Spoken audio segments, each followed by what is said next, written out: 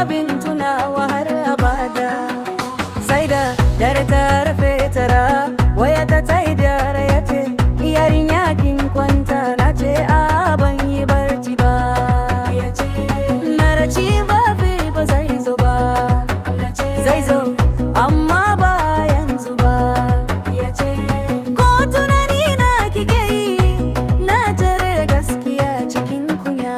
Na ce da zuciya ta kamu soyayya ta fara shirin muryarsa ta zama farin ciki ta mamaye raina kullum. Na yi masa wasa da dariya, na ce kai ban san da mai jannaji yayi jayi dariya ya kashe waya, amma zuciyata ta kasa barci. Na ce in kira kokarin kira, kunya ta hana ni gaba. Sai zuciya ta ce min a hankali ki ji muryarsa sau daya. Na je wajen yaya ta Walida, na ce ki taimake ni mana in kira saurayi na ko a. Ta ce dalilin me za ki kira? Na sunkuyar da kai cikin kunya, na ce kina son jin muryarsa. Ta ce ai da zo kuna waya. Na yi murmushi na koma yaki. Jida zuciya ta kamo soyayya ta fara shirin muryarsa ta zama farin ciki ta mamaye raina kullum. Da daddare na kira shi, na ce hello ya kake? Ya ce lafiya talo yarinya, har kin fara kewar muryata.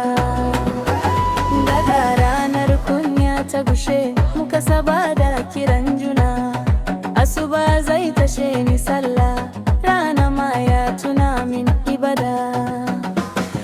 Rana ta ya ce har ya biyu ya sake tambaya, ko hudu ta yi bai gaji ba, ya zama mai tuna min Allah. Ba wai soyayya ka dorai ba, har addini ya karfafa mini. Na gode da irin wannan hali mai tausayi da kulawa.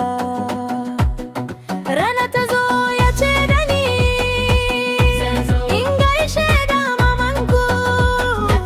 Kunya nake ji sosai, kai ka tone ni yarinya. Menene abin kunya, girmawa ce zan kawo. Muka an yau ranar shabi,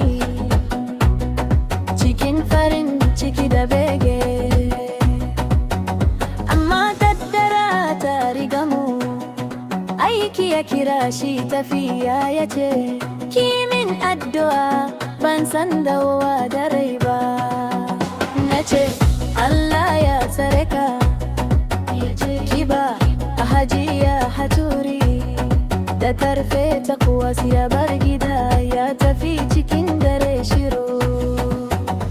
Jidda hawaye da bege, soyayya tana tare da addu'a. Ko nesa ta raba masoya, Allah shi ne mai dawo da su.